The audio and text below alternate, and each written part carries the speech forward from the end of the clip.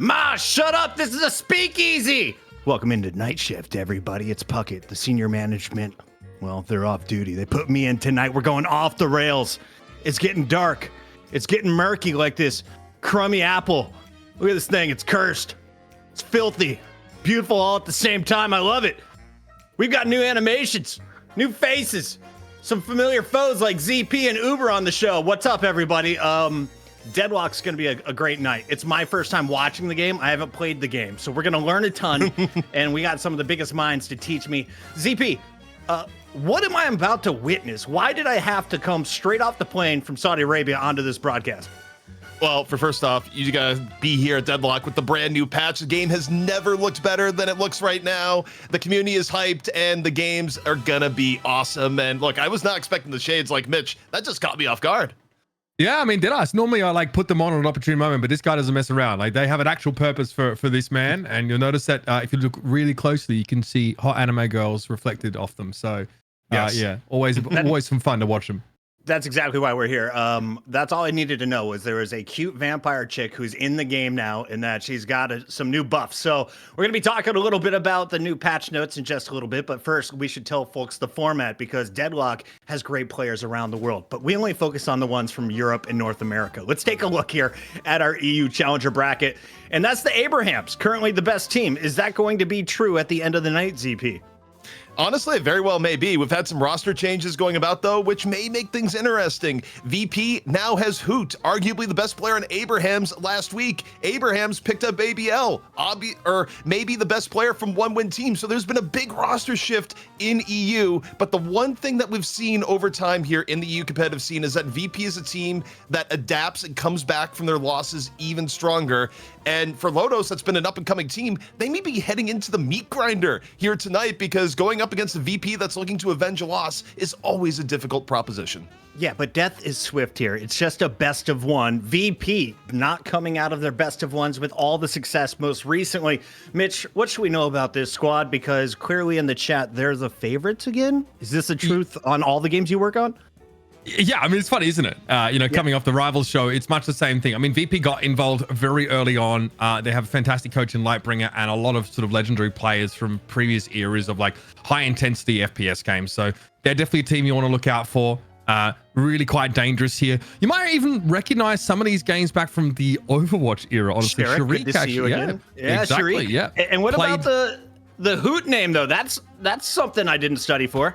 Little throwback, yeah. Hoot comes on to this team, obviously, really impressive player, is really like dominated on that Abraham side, basically took over their games. But, you know, if you want to see great sort of gameplay and more of a support context, I love Overkim, fantastic player, really dangerous on the Kelvin if he ever manages to get it. His mechanics are also really, really good. This team is stacked, and even though they're not starting in the King of the Hill game, I not only expect them to be there, but I think there's a good chance VP take it all this week. Also, this is the official disclaimer going into it right now. Hoot officially is subbing, which means when you're dealing with a professional org, it's not quite as in flux as all the other teams at Deadlock where they're here today, gone tomorrow. Like an NA, Valhalla had to drop out less than 24 hours before, replaced by Lil Troops. So, but when you have a real org, things take a little bit of time. So officially, so no one gets mad at me, Hoot is a substitute here today. Hoot is substituting for Virtus.pro. Yes. Understood. So it's not like a hydronation situation where we expect him to be replaced by someone else next week, but it could happen. We're talking about their competition, though. What should I know about the challenger Lotos? Yeah, I think Lotos, they've been an up-and-coming team where they've had more and more appearances. Most notably, they came onto the scene as one of the teams like on the fringes within the one-win bombshell tournaments, but they haven't quite been able to crack into the top three. That being said, yeah, it was cross-continental competition, but they were able to pick up a win against Hydronation pretty recently in the Deadlock Deathmatch tournament held by the Dead Air guys over on their channel. And look, they've looked promising. And, you know, for me, I'm taking a look at this where I don't, you know, Cosmetical, we pushed him off to the side, but, you know, has been one of their key players here and there. And, yeah, I mean, it's a team that overall, do I think they're going to beat VP today? Probably not, but also, I mean, look, we get storylines of teams just sort of, you know, improving week after week, and I'm excited to see what they bring here today. We're already at 700 viewers, and we're in the pre-show. Is this normal on Deadlock? Yep. Yeah. We have we probably have the best community on Twitch in terms of esports. These guys crazy. They get behind us. And I think that, you know, considering that we're sort of crowdfunded at the moment, Puckett, last week, everyone came up big. We were basically able to put out the prize pool that we've been able to do in recent, you know, in the previous Deadlock tournament series that we ran, and even had some rollover to this week. So the sport's been fantastic. Oh, something about being in your 30s with that income that you can just share with others. It's community funded. I heard you guys raise some serious money last week. ZP, what is the goal this week for shift number 2? What does the general manager need to be hitting the people for? Well, right now we're trying to get to 2,000 total. The give teams 1,000 in each region. And before the day even began, we had Wick dropping a $300 donation at the start of the day. We just got another $50 donation, I think, right as we went live. We get the screen up here in a second. But yeah, I mean, community definitely showing some big love here. It was Sergeant Miles with the 50, but Wick DL, our top contributor of the day at 300. Of course, this goes directly to the players playing here today. John Wick dropping the coin on us to start the day. Sergeant Miles, we salute you. Thank you very much. $350. We're already on the way to 2,000. That's going to be an easy number today. I just feel it. I'm going to drop 50 just to get weird. Uber, we're going to be talking a little bit about the European teams in depth once we get into the game. But for everyone who's asking, are we going to see Mina today? Are we going to see Paige? What's happening with these characters? What are people so excited for? Yeah, so obviously, you know, Valve announced, 5 or 6 new heroes to the game, but they didn't want to release them all at once. So right now they're being staggered every 48 hours. Another is being added to the game, presumably not to overload people with information early, but more so just to, pardon me, you know, give themselves some time as well, just to make sure there's any critical bugs that need to be tied off. And players, for each game you play, you get a vote. You get to vote on the next hero to come into the game. And if you guys have any sense at all, Paige will be the next hero to enter the game, and I'm going to stick to that. But Mina obviously is the only of those new heroes that has come into the game. She's awesome. She's, you know, she's definitely a little bit closer range in some of her abilities. Rake is like a fairly, you know, like spammable, close range attack. She's super mobile and gets around the map. And she just vomits bats at you with her ultimate. So super fun to see. Obviously, the Cursed Apples had a massive facelift in this previous update. You know, this yellow lane here now really has like a dockside blue collar vibe, whereas on the other side of the map, it looks way more highbrow. So you really, you know, feel like you're in different parts of the Cursed Apple. And I think between, you know, the Amber Hand and the Sapphire Flame, those bases also look very distinct to one another. The art passes have been incredible. You can see the patrons here look so vastly different. Really, really stoked to sort of see how this has all come together. A lot of prefabs have come into the map as well. The bodega's finally finished. There's a particular part of the map where, you know, that is situated, and a ton of assets and stuff. If you ever have the chance, just go walk around the map. There's just so much awesome stuff there to see, even for you lore enthusiasts out there. It's nighttime now, but what I find is that in game, you know, a lot of the heroes stand out a little bit more, still look quite striking. The contrast is great. And now all of the heroes have had that sort of cell shaded art pass where, you know, in the past was really just Abrams, I think McGinnis that sort of had that look, and also Dynamo. So everyone's looking really crisp, like they fit in with the environment. Yamato still has the Neon Prime look to her, but, you know, as time goes on, you can expect that to change. Game looks fantastic. You've got to jump in and try it, because now, basically, instead of just being in a static menu, when you open Deadlock, you're in the game. You're in your hideout, a place that, in theory, you'll be able to decorate with your own sort of collectibles as time goes on. There's a sandbox access in there. You can obviously still look over all the items and the hero builds. There's a ton to do. The map looks fantastic now, and really, it feels like a real game now, like legitimately. And a lot of people have said, oh, they expect maybe we are heading in the direction of closed beta. Who knows? But what I do know is that the environment has a real palpable personality and vibe to it. It really does feel like you're in this Cursed Apple, this sort of fantastical alternate reality 1959 vibe New York. So big shout out to Valve. Game's looking awesome, feeling smooth to play as well. ZP, what are you most excited about with the reskin?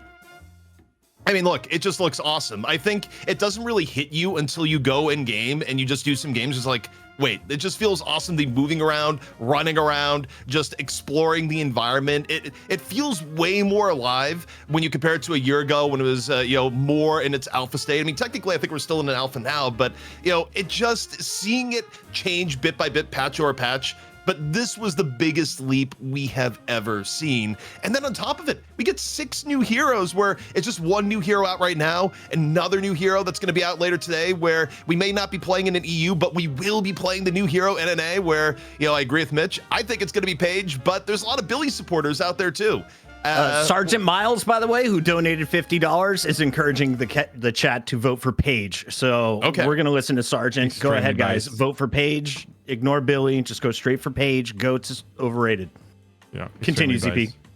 That's pretty much it. But I full agree. I'm all in on Paige. I think Bro, that's gonna be the case. she's a magical short stack Miss Frizzle. What is there not to love about Paige?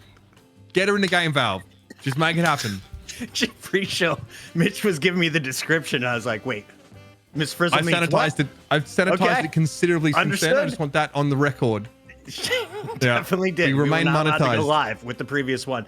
Well, cheers to that, everybody. It's the night shift. For everyone who just got off the clock and logged in, welcome into the stream. We're looking for $2,000 in our prize pool. Already $350 has come in. I'm trying to drop my 50 to make it 400. ZP, while I'm trying to figure out the internet, can you tell me a little bit about the graveyard shift? Who are our big donors as Maroon 6 drops another 15 on our head? Yeah, so the Graveyard Shift, this is something we do for our patrons. We set up a Patreon to help support the show, and one of the first things that we've added on, where we will be adding more things as time goes on, but one of the easier things to do is that at the end of our show today, we are going to be hanging out just some of the talent and a player, just relaxing, talking about Deadlock, the day in general, for about 30, 40 minutes, wherever it brings us, and that is just directly after the show today for our patrons. And we stay for 2 drinks, right? That's the rule? Yeah, exactly. Pretty All much. Right, and it'll include Twitch subs and YouTube subs once that gets online.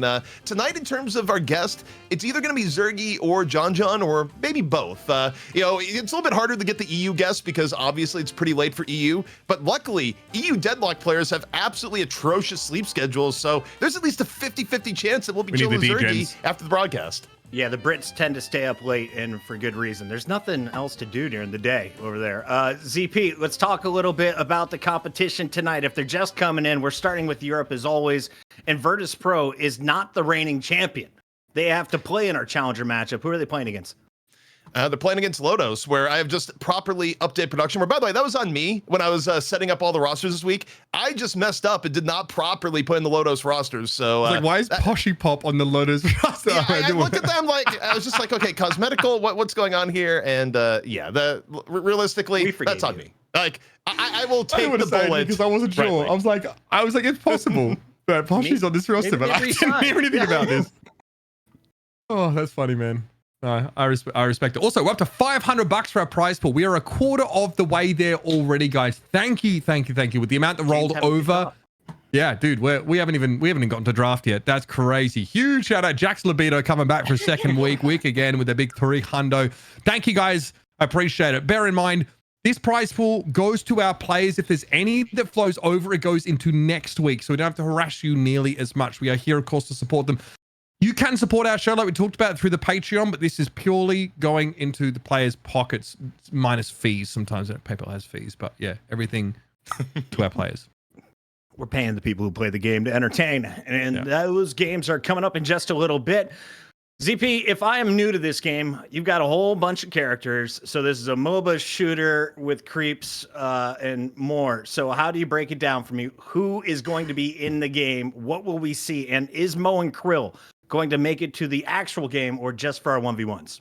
Yeah, I mean, Moan Krill was picked a lot last week. Character, you can play him in the front line and also helps initiate. But we kick things off here with our Mo and Krill 1v1 to decide which team is going to get first pick. Welcome, Puckett, to the brawl. Okay, so Virtus.pro is in orange. Understood. Yep, that's Overkim. So obviously the winner of this gets like first pick in our draft, which is obviously pretty important, especially if you're trying to lock that Mina in early. Now, obviously in Deadlock, you have light melee, heavy melee, and you can also parry. So you can parry a melee attack and inflict a short stun. So this is actually a lot more technical than just spam. You can see that blue ring around them obviously is the parry. So these tend to get drawn out a little bit more. I think Obikim's about to get his... Oh, he gets slapped! Holy! Oh boy, and this is just going to the end here where the mind games that are taking place, but finally, one light melee gonna finish it off, and now they get the choice of first or second pick. That's the best way to start a game possible. Well Real done. quick, let's get I want to do a quick shout out we have 2 people that came on and supported on our Patreon at the $25 and plus tier, Afax and Flint Snow. Big shout out to you guys. Thank you so much for supporting what we do here at Night Shift as well. Hopefully you'll be able to join us later for the Graveyard Shift. We'll make it a good one for you guys. Thank you. That is very dope. The Patreons, the money for the prize pool, it's all rolling in already. And we haven't even kicked off the games. We did just witness, though, Lotos winning the opening duel. What does that earn them, ZP? Oh, it earns them the right of first or second pick. In this case, they decided they wanted first pick. And right now, that means that they can get either Mina or Vindicta guaranteed unless they ban one of them themselves. So we'll see what they decide to ban. I would guess that they ban one of the frontliners that VP usually likes to go with here because VP, they tend to prioritize, and it's going to be Warden. So yeah, they took away a common VP first pick. Yeah. Ropes on Fire just hit us with a $50, and now we have Blank Blank coming the in with homie. another 10. That is $60 more to the prize pool. We're over 1,000 viewers on Twitch as well, and we haven't gotten to game 1. Continue. Big shout out, of course, to the Dead Air guys and what they're doing with Deadlock Deathmatch. If you do want to get in and play some Deadlock and find yourself a team, you can join up with them, jump in their Discord. It's also like on the Faceit platform, so it's kind of automated. It's pretty awesome what they're doing. Holiday ban here by Virtus.pro. Obviously, right now, with how the game works and just how like souls are split in lane, for those that are maybe coming back to Deadlock after a bit of a while out, you're heavily incentivized to push lanes. Push them, and zone your opponents off those creeps, because now you don't get any souls for last hitting the creep, only for the orb. So really, really important to get aggressive. You see teams to shove into towers if they can. So this All is about the interesting. Orbs to get my souls. Souls is money.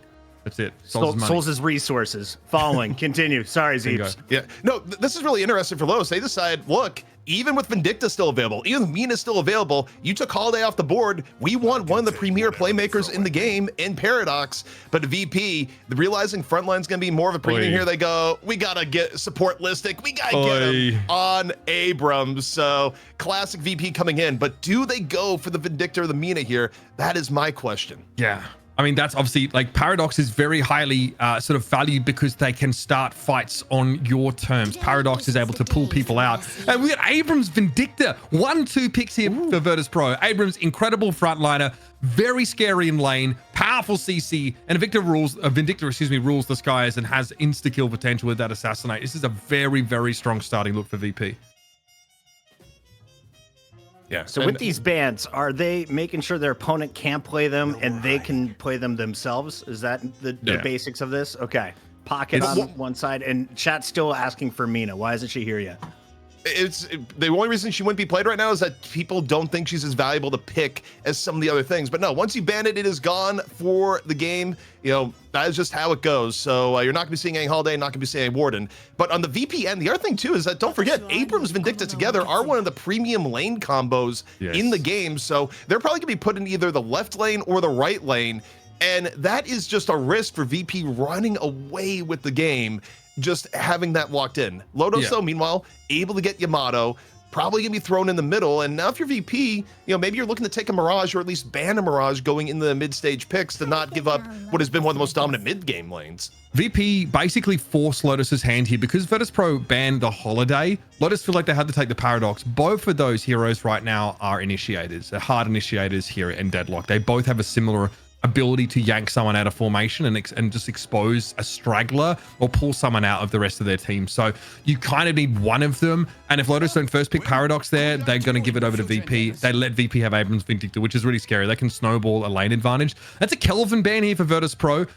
Really, really powerful support with great spammable healing and the ability to throw that frozen shelter down and control objectives. Basically, it's a dome that comes down and you heal and your teammates heal if you're inside it. So yeah, pretty scary stuff. Yo, the Vindicta update splash art. I got work to do anyway. We just had to fix that real quick. It was like, wait, Vindicta, you got facelift. We got to properly reflect that on the broadcast.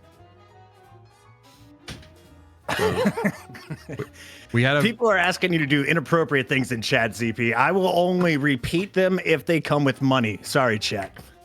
Wait, what in the world? Nothing. Don't worry about it. Don't worry. Y'all need to stop for focus this. down. Focus down. What's down here? Focus up, ZP? focus What's up. the 7?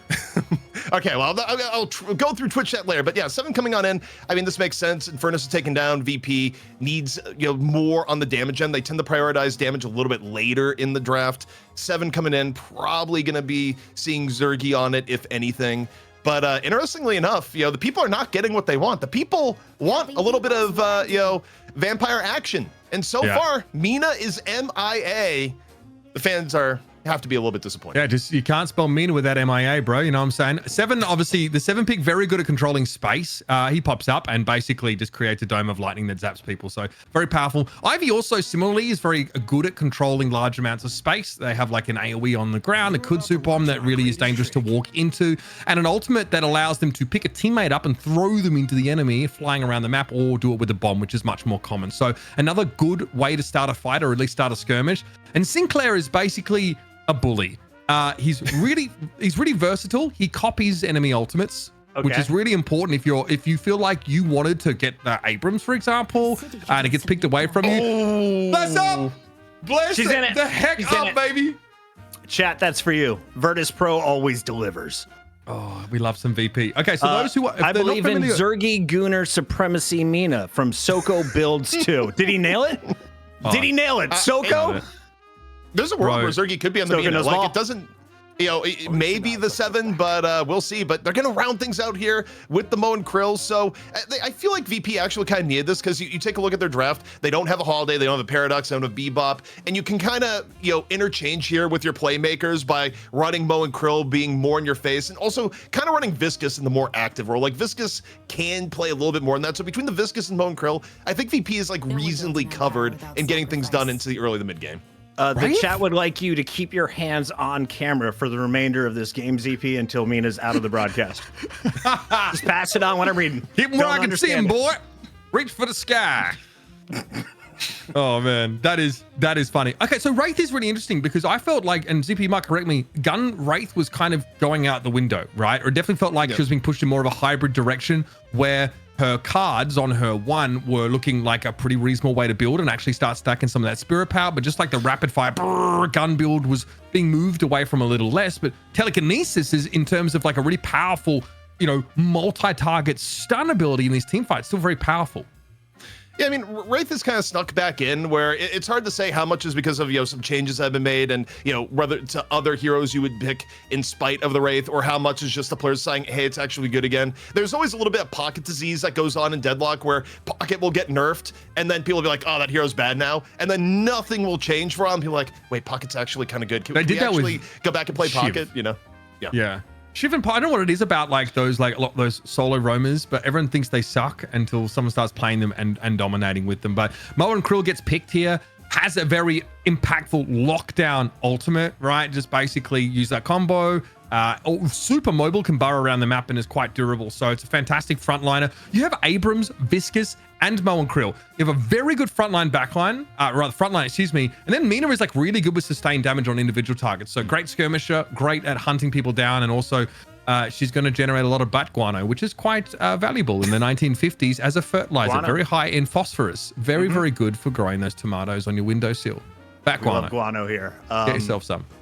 ZP, real quick, walk me through the roles in Deadlock. So if I'm brand new to this game, I assume people are supporting each other, tanking. Yeah. So I mean, not morally. Overall, there's nothing hard to find the game, but there are like trends in team development, right? Where, for example, you have characters that are generally seen as frontliners. So you look at the VP roster, right? You're going to have Abrams as a pretty hard frontliner, and Mo and Krill also in that role, but, a little bit more on the playmaking role as it goes into the end game. You'll usually have players that you want to funnel souls into on the damage end. So for VP, that would definitely be the 7. 7's going to be going around, like, taking advantage of camps and, getting really farmed to put out, high damage into the end game. And supports go here and there. Sometimes you'll run a Kelvin, which is more hard support, or other times you go, not actually needed. All right, gentlemen, game number 1. Shift 2 begins now. Oof, man. Also, very quickly, a very important announcement. If you go over to twitch.tv/DeathyDL for a moment, you'll notice that our boy Deathy is in a catsuit. This is not a drill. Get over there and show your support. And Deathy, I hope it fits well. I hope it's nice and snug and comfy, mate, because we're strapped in here for a big shift. Yeah, I mean, once you put up that goal, he's like only 100 subs to Catgirl. It's like, Yeah, bro. dude, that's happening in like one day. It's like in this community with how well they support things, like, dude, you know, they'd almost do it for free. But we're getting into it here, Mitch. And interestingly enough, when you look at the lanes, VP decided they wanted to put the Abrams Vindicta lane straight up in middle. I mean, Usually see it left or right. Wait, is it? Wait for confirmation on this. This would make sense. Zerky on the 7, but Listic actually going to be on the Mina. So keep your eyes on that. And obviously having Hoot on the Abrams here is a very good choice. VP have multiple very good frontline players. So interesting lane matchup in mid, like you mentioned. It's the Pocket and the Paradox here sort of matching up against them. You can see here over on the sort of far left lane, that's that sort of very blue collar vibe you're seeing here. And Listic's trying to go in here, dueling a little bit, but you got to be careful. Coffin, we're going to call him, going up, yeah, against that Sinclair is dangerous. The nuke potential is a problem, and Pyro gets in there. Listic getting a little too close to the sun. Quick little parry coming on in on the other side of the map here. Shriek looking to stay alive. Some of the pressure coming in from Pyro. And yeah, I was going to talk a little bit about Listic getting decent poke in with Mina's passive love bites, but also you can just get dove on, which happened there. So, yeah, Listic perhaps a little bit of learning curve to be dealt with here on Mina, as she is quite new. Yeah, again, I mean, this is a pretty dangerous lane to play against. You've got two nukers, essentially, right? Yamato, there's power slashes, especially if there's investment early, can be really, really dangerous. I'm really curious how this mid lane plays out. This should not be a world where Lotos' setup actually gets so many value here, and this is the problem. Dimov on the chase here, Sai looking a little bit low. Over on the right side of the map here, this is, of course, that 7 combined with the Viscous in this lane. Obviously, 7 wants to try and get some of that farm later. Oh, what a kudzu bomb! That is massive! And a big stumble for Dimov. Mitch, that was 2 HP. That was 2 HP. Was Sai living there? I think Dimov realized that the position Dimov was in was probably going to be one where Dimov wasn't going to fully get away, but the idea was like, okay, let's make it a trade. And somehow, some way, Sai just able to live on the thinnest of margins. Does not get more close than that, but yeah, I mean, the Sinclair Yamato lane definitely not making things easy at all right now for VP. However, you take a look at the mid lane and seeing Abrams and Vindicta very pushed up pretty often. This is an oppressive lane for VP in the mid. Yeah, a lot of incentive to shove here as well. Shove and get clear. Obviously, at 2 minutes into the game, that's when the boxes spawn, so you can start to go and farm those a little bit more. And then 8 minutes, that's a key timing because that Sinner Sacrifice sort of becomes available. So if you're able to shove that lane up nice and early, you can obviously roam and try and control the enemy Sinners in that side of the jungle. Dangerous here for Zergy. Cube used, keeps him standing very quickly. Dimov's going to get back to the safety of his tower. Zergy might not be as lucky at the kudzu bomb from side to try and slow them up. But a stay of execution here for VP. Yeah, things looking very close right now. About to be 4 minutes into the game. Neither team with a big advantage here in the laning phase. Taking a look at the Guardians across the map, mostly at full HP. But Vindicta Abrams lane can be huge, and initiation coming on in. And Hoot, though, they have bit off more than they can chew. Pocket looking on the turn here, 140 HP for the Abrams, Mitch. That is mildly out of position is the Vindicta and Judy's. This Pocket is a problem. Couple clean shots on a Cosmetical might slow them up here, but Hoot has to get out. And this is valuable time you've lost. Rayek's able to find Overkim here. Dangerous. That's the one pick off here for Lotus, who honestly across the map are looking really good right now. And immediately, in the absence of the Abrams, they want to shove in as quickly as possible.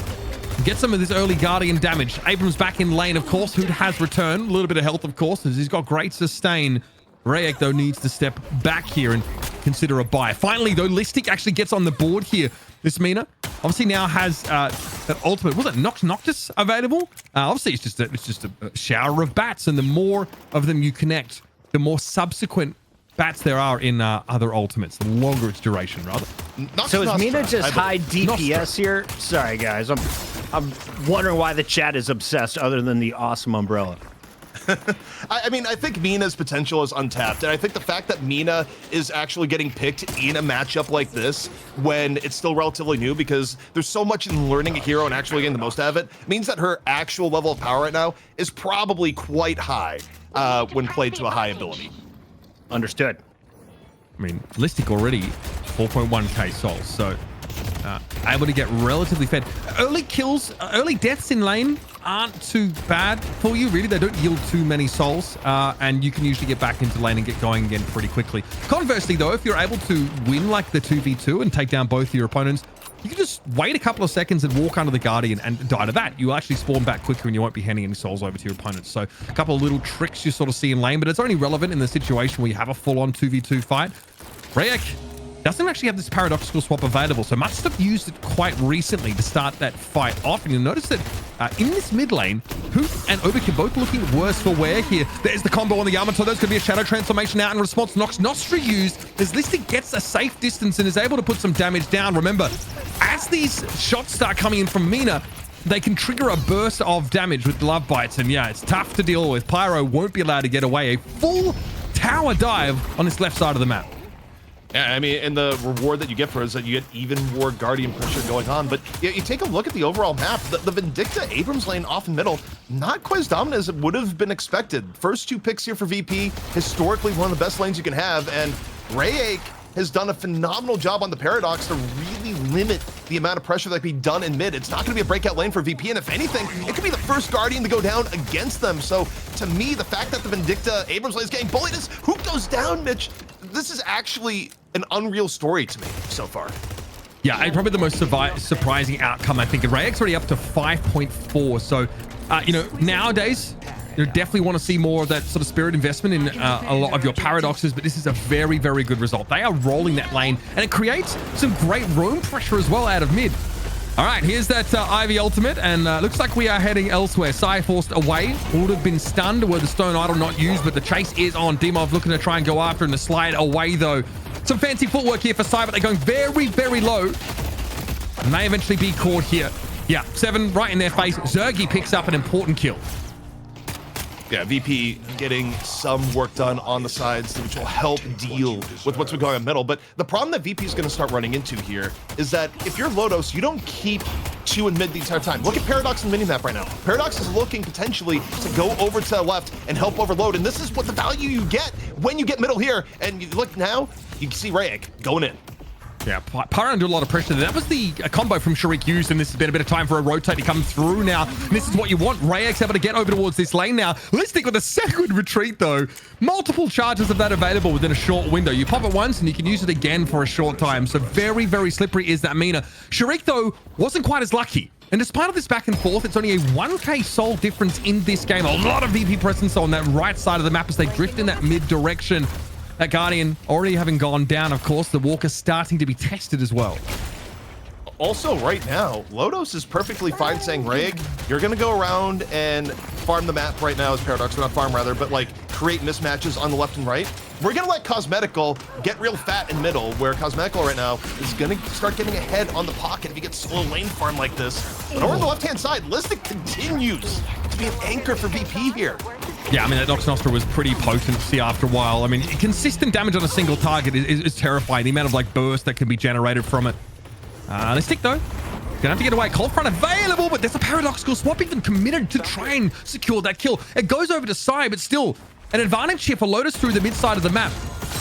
Obikim now knows there's going to be some degree of pressure. Obviously, a stack of that Assassinate left, but goodness me, this is about to get ugly.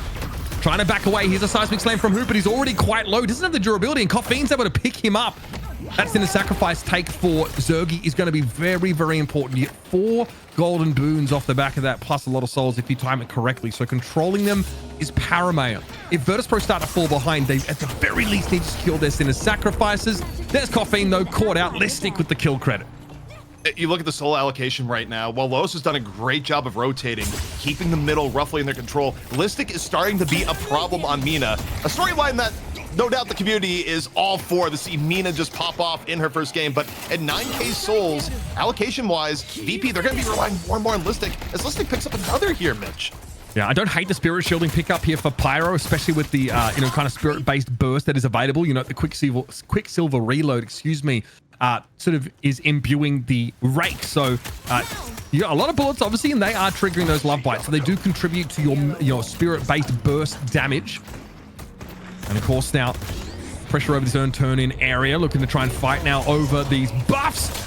Drop down is Rayek now. It's going to be forced to commit to this fight. Looks like Paradoxical swap there, straight through the wall. Listic backs away. Rayek would like to chase likely, but here's Sharik and look down to 300. It's getting a little bit dangerous for the Paradox out there, but it's a flying strike from Pyro that means that Listic has nowhere to run. Mitch, as I'm looking at this here, you got the rotation coming back in for VP, trying to get people out of dodge here, but Shriek, rough spot here, maybe able to turn this up against No way.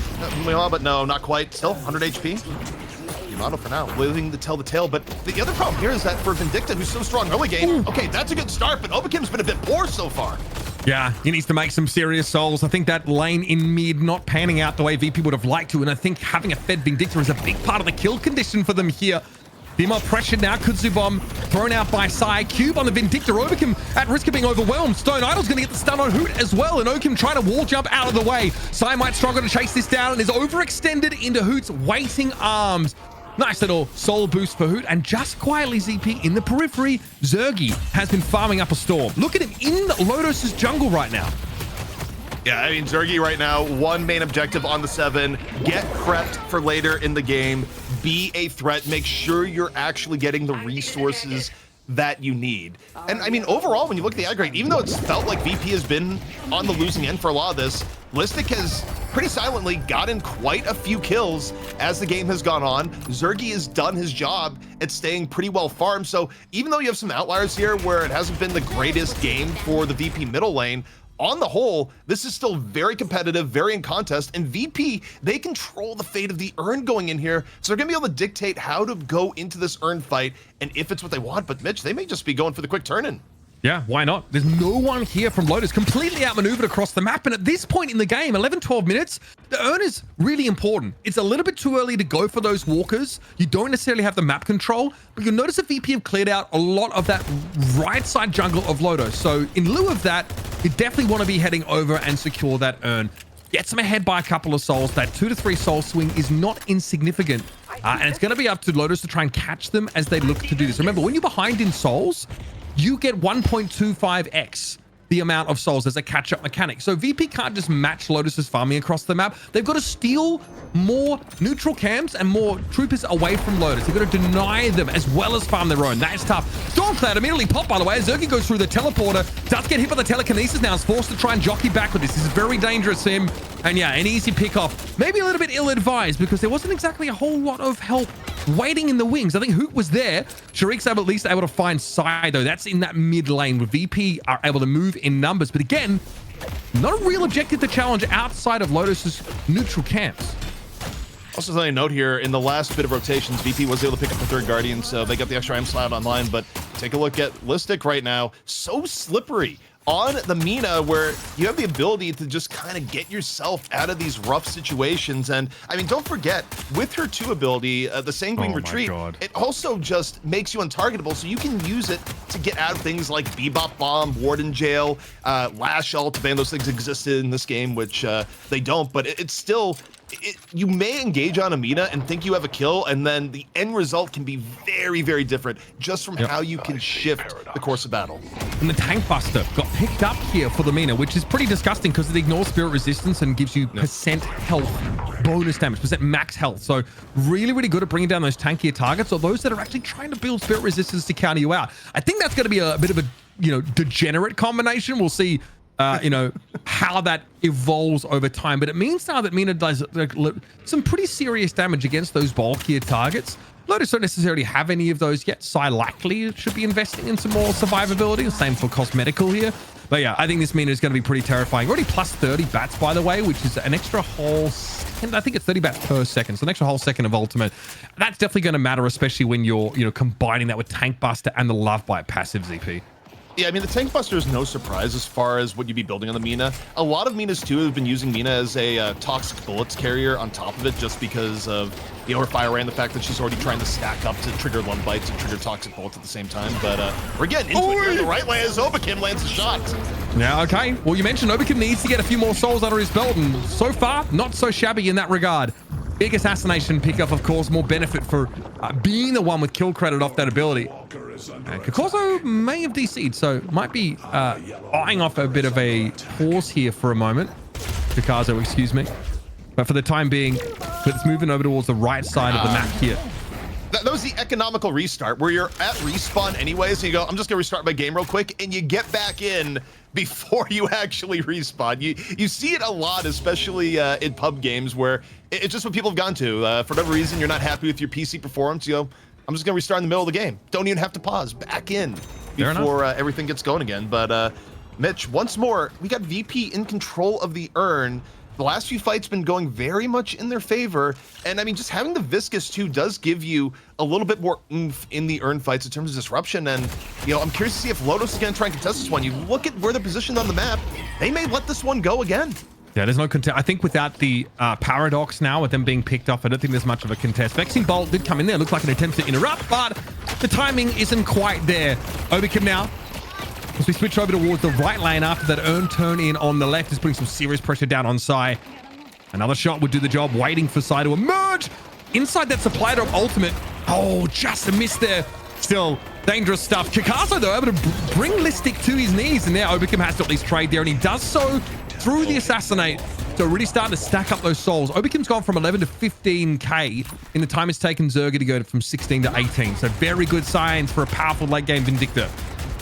It's been a nice comeback for Overkim. I mean, Overkim was broke. Overkim had creditors chasing him at spawn at the beginning after how poorly the mid lane went. But right now, look at Hoot. Hoot is in a bit of danger here. You got Clone Seismic Slam dropped in, Mitch. Okay, Coffin, yeah, going to copy that Seismic Slam. Looked to start a fight off, but maybe the only player on the side of Lotus that had that same idea. There is a lot of pressure going down on this Walker, but Pyro's been picked off underneath it. And this is where VP can start to make a power play release. Shove this lane right on back up the left side. Lotus trying to respond here by maybe looking to test this mid Walker. Geez, that Vexing Bolt is scary. Sinclair really is a nuker in this day and age, and the cube has to be used here for Dimop, but there is help on the way. Sai wants to try and chase it down, but there's a cold front by the looks of things out of Hoot in that situation. And Listic wants to chase Sai down, but needs to be mindful, of course, of the Paradox lingering. Also out there is the Sinclair. And Listic does not have that ultimate available. I think right now, you take a look at the overall economy, VP is really starting to get a macro edge. They've had better rotations over the last few fights. They've gone in their favor. You got Root landing the Charger on the Rayek and the chase down. So, I mean, VP, they're stacking up the kills. Maybe not enough to go mid-boss here, but also you look at the allocation. Zergi, nearly at 20k. Kakorzo, a bit behind. Pyro, nowhere near where you want a Yamato right now. The late game for Lotos is looking a bit troubling right now, Mitch, if VP can keep this up, and they actually decide they think they have an opportunity for mid-boss. Yeah, look, I think at this point of the game, mid-boss is definitely a higher priority than Walker. The rejuve credits, just the buff it gives you is pretty huge. It doesn't buff your minions anymore, but it does, of course, give 3 charges of a buff over the rest of your team. In terms of, I think, fire rate, max HP, it's very important to have. And obviously gives you that soul revival effect now. But look at how low these walkers are. VP traded so much for that mid-boss. Lotus immediately trying to trade out those big resources, and they've got to respond. They've lost the walker inside mid. Dangerous. Telekinesis coming out of Hoot. Is he trying to chase Kakazo down? Should have that pick off, and Sai also got a little bit too close to that action. That was on the right side of the map. Still a bit of a fight being dragged out, but VP are making extensive use of that mid-boss buff. They've lost 2 walkers for it, though, and they're going to need to make that up elsewhere. It should be primed to do so now. Yeah, I mean, that's the one saving grace that you have for Lotus right now, is that all 3 walkers still up. The extra slot has not been unlocked yet by VP, which actually is about to be a problem for some characters, because at this point, many are going to be at around like 9 items and would like to have the extra slot. But of course, when you have Rejuvenator, you have what you need to go in and pressure a walker, and the right walker is not contested at all by Lotos in turn. But you know, the issue here is that you look at the situation between the 2 teams. Very commanding lead at around 20k for VP. Still something that Lotos can fight, but the part where Lotos has kind of failed is on some of their allocation right now, because you would love to have Pyro be more of a threat right at this point in the game. You'd love to have Yamato be in the case where you can go in, initiate the fight, 1v3, and live to tell the tale shout transformation, but Pyro's a little bit too broke for that right now, but catching Hoot right now would be a good opportunity. Okay, can Hoot get away from this? There's actually plenty of people in the periphery nearby, and here we go. Straight away, Hoot has some help. It's going to be a combo out there for Sharik to secure that elimination. Hoot will come back, of course, with that soul revival effect, and still 2 charges left of that rejuve buff. Looks like that mid walk is getting looked at now. Virtus.pro also trying to keep Lotos low in economy and prevent that comeback mechanic, so they are looking to contest a lot of Lotus's camps. They will happily fight for them at this stage of the game with that rejuve buff ticking. And they've noted that Sai is a little exposed on the left-hand side of the map, excuse me. And this is the drift across. The response from Lotos now. I think Listic, though, is lurking nearby. It's a 2v3, though, not favoring VP if they do get into a tussle. Finally, see Zergi coming in for the right side. They're able to group as a trio. I'm kind of looking at this right now and thinking of win conditions, and I think to some extent you're really looking towards Coffin and Cosmetical here. If Cosmetical can land just the ultimate really good affliction, if VP's a bit grouped up, and then you follow it up with Coffin, getting the audience participation on, say, Zergy, landing a good Stormcloud on top of it. There's a few scenarios where teamfight-wise you can actually put VP in a bit of a bind, but you kind of need VP to mess up a little bit and group up to make that happen. Whereas if you're VP, honestly, life advice right now, trying to win, stay spread out, and getting that pick up Reg, a huge start. This swing's going to be big. It just so happens the earn turn in this right by the Walker that VP want to challenge anyway. So they keep Lotos busy. They prevent them from contesting it by fighting for the Walker, and then they just sneak in and turn that in. Pyro's going to get blown up here. That is disgusting damage from the Nox Nostra from Listic, hitting very, very hard, and then still looking for more. That was Stormcloud that went up there from Zergia. Now Sai is going to get backstabbed. The Rake finishes off the kill, and this Mina is well and truly gotten out of hand. Debuff Reducer picked up a lot of great pursual items as well in terms of that, Frost Nova, and yeah, the backstab is doing a lot of work. Even a Cult Sack, so VP definitely want to get in, snatch up this Lotus style, neutral camps and pressure big objectives. Yeah, watching the item builds is kind of interesting too, where a lot of people think, oh, you grab Cult to Sacrifice early if you're going to do it because in theory you get more economic value, but players have actually decided you can grab it late and it's not a big deal. And Rake, again, just keeps running afoul of Hoot here, Mitch, trying to stay alive, get him down to 400 HP, and realizes that the cavalry is coming. Yeah, the cavalry is definitely coming, but that was a really nice mechanics, forcing 2 walkthroughs and 2 silences for Hoot as he passed through that time wall. Liked that look. But who's going to be able to heal up pretty darn quickly? And well, Coffin just got blown up by Listic, not ideal. And there's shots coming in from the Victor as well. Here comes Zerg. He wants a piece of the action. Fighting around the base Guardians, no less, as Rayake will be pursued to the ends of the earth. Virtus.pro making sure Lotos cannot decide how they start these fights. Tangle retreat. Able to double dash away. Listic certainly back to safety for now, but it's getting a little risky here for VP. It's Shadow transformation for Pyro. Hoping to hang in this fight a little bit longer, but VP are poised to crack them open here. I think first stage patron is likely to be gone soon here. And also the other thing too, just in the last 5 minutes, the lead has ballooned. The stat difference between VP and Lotos is so significant at this point. 157k to 119k. Your win conditions have become so incredibly narrow for Lotos right now, where you have to just get this incredible team fight likely backed off of your pocket and your Sinclair, but the situations to actually get that are pretty rough because VP has plenty of heroes too that are going to be able to disengage if need be. You know, Mo isn't the easiest kill. Mina certainly is tough to track down. And on top of you got Dimov, who plays one of the most dynamic Viscuses in the game. Both great saves on the cube and ability to disrupt with Goo Ball. So, I mean, Lotos has to thread the needle if they want to get a good pick here. Or, you know, maybe for Rayake, maybe you're able to get a swap on someone, take down one. But VP's so far ahead, Mitch, that they can win 5 on 6 now. They have the power to do that. So Lotos, they have to just clear a bunch of very, very difficult conditions if they want to get back into this game and get into the money match versus Abrahams after this game. Siphon bullets, man. Picked up by Listic. Guy is 11 kills right now. Again, being able to steal max HP with sustained bullet damage is pretty absurd, especially when you have like the Quicksilver reload. You are going to be firing your gun a lot of the time. Obviously, more you invest in love bites, the more effective that gets, more frequently you can proc it. Bam! Nothing that Sai could have done about that one. A very easy pick off there for the Vindicta. Sitting back at a distance while the rest of VP throw that combo in. Sarik guaranteeing a direct hit of the Assassinate by locking down that Ivy. Also, we didn't really look at it in the individual level, but Zergy is huge at this point. Zergy has just gone around electrocuting creeps on the map, doing a whole bunch of Gamba. You look at the map, you look at Zergy, you just see Zergy, punching the slot machines all day long. But now, in the overall course of the game, Zergy is getting close to full build right now. You see some of the last items being picked up, gets the counter spell on top of it. So even if Rayake, for example, lands a long range, carbine on Zergy, Zergy can just counterspell. Doesn't really matter on that. So the amount of initiation options on the Zergy in particular, the threat you'd like to get rid of early, actually pretty minimal the way he's built. Yeah, and there's a counterspell on Hoot as well. So a lot of investment in those kind of survivability items here.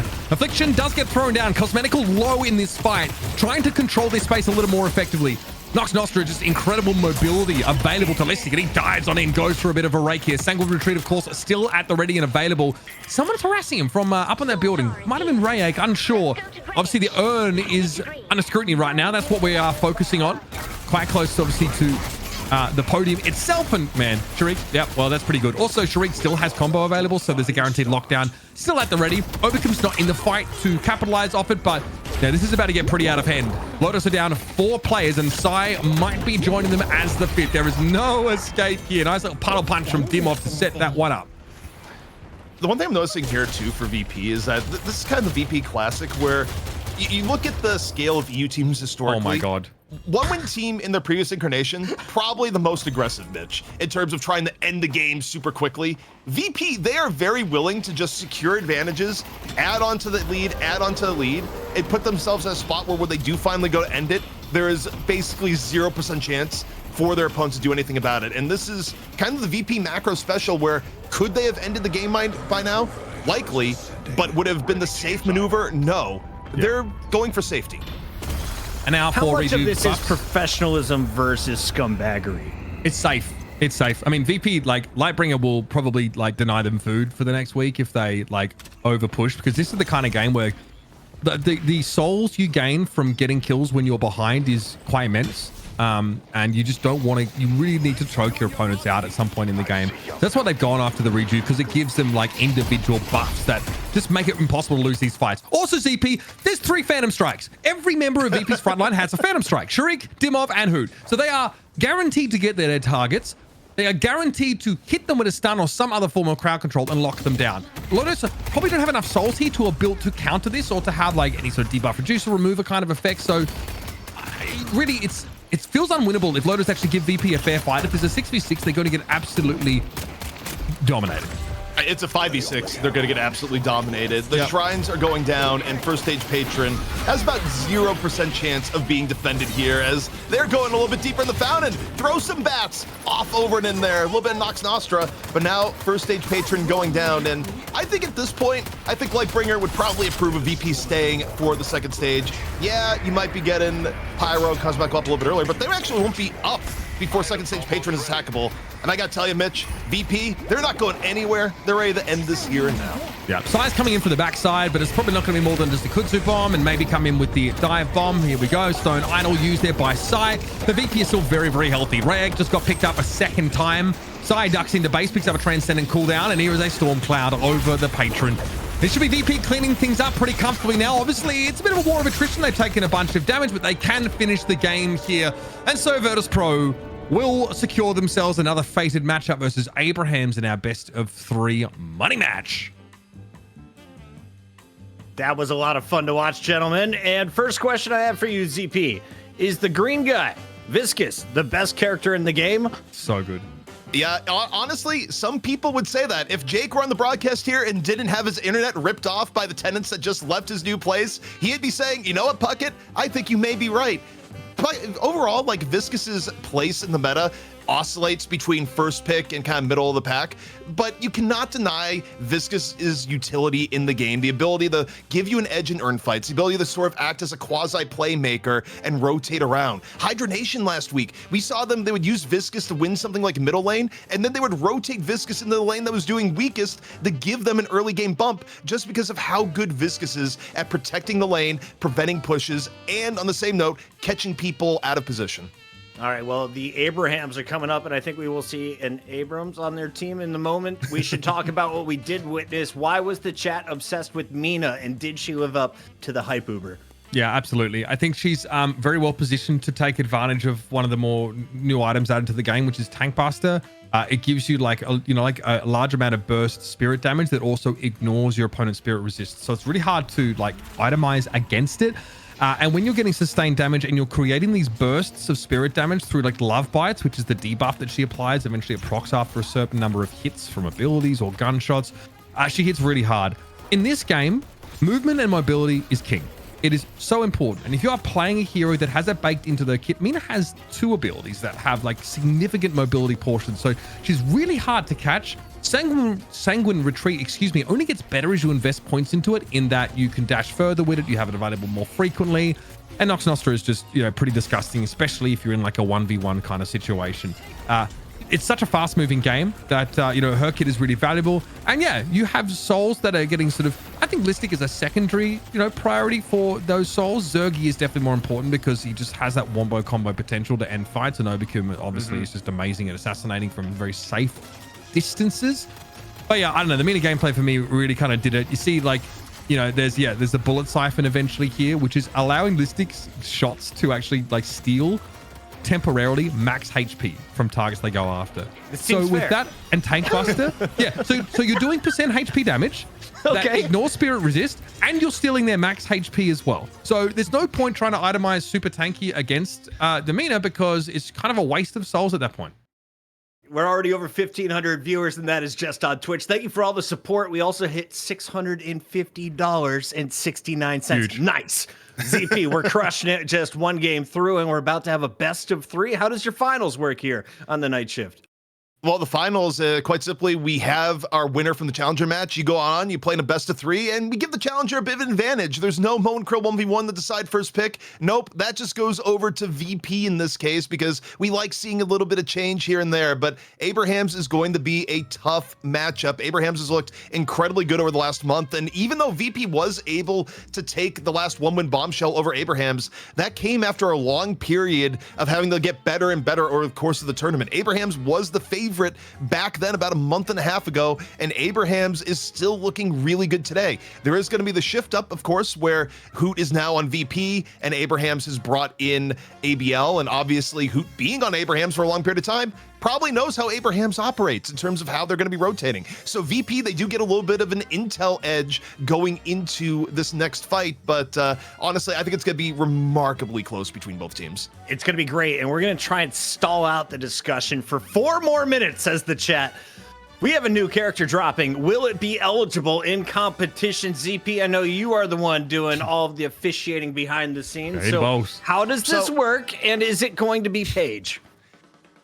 First off, I do think it's going to be Paige. Second off, it was a request from the teams who went back and forth, but for the EU finals, the second character, no. But for NA players have got about an hour to look at the new character. By that point, maybe 2. It's going to be playable. So the new character, whoever wins the vote, is going to be playable as we go into NA. For EU, it's just going to be Mina. And who knows what we're going to see, because I think if you're Abrahams, you actually have some interesting problems going into the draft here, where you could first ban the Mina, for example, but VP, they're probably going to be able to get the Vindicta in turn if you do that. So the draft is kind of fraught with complexity. Big shout out to all of the Gooners in the chat. Anti-Spirit says, hello, my dear Uber. You are looking ravishing today. Almost jumped at my monitor. Got a little too excited. Haha, exclamation point. I'm so swollen. Shout out going to the gym. All right. Everybody's Yeah, getting you should buffed try here and on the just night shift. pop an ice pack on that and you'll be Gucci. Thank you for the kind words. All Ice good. never works. ZP's got some solutions. We'll talk about those during the break. Anything else for reducing we need to hit turgidity from game number 1? I think for game number 1, I would just like give some props to Lotos. I think Lotos played the early to mid game pretty well, but they are a newer team. They have made roster changes, and VP is the most stable team in Deadlock history. So the fact is that if you get into a long game against a team like VP, they're going to be more consistent on macro. They're going to be more consistent on rotations, and it's not that surprising that a newer team would fight evenly at the beginning of the game and then make smaller mistakes as the game goes on that eventually is too much to deal with for VP. So I think for me, it wasn't a mechanical skill or like skill level on an individual level. I think we saw a big difference in just team experience and coordination, which is really what gave VP the edge. They laned really well, and they also understood that, like, while mid boss was being challenged, they could try and trade it for walkers. They just couldn't quite get out in time because you can't fight against the mid boss buff, I think, not when your opponents already have a 5k soul lead. But so I was pretty impressed. I thought their rotations were really good. I thought the paradox play was great. So plenty to hang your hat on, just not quite there on the macro level, as ZP said. Thank you for coming on the show. Unfortunately, that is the end of your road, Lotos. When we come back, Virtus.pro will be taking on the returning champions. EU's getting weird. Stay tuned with us.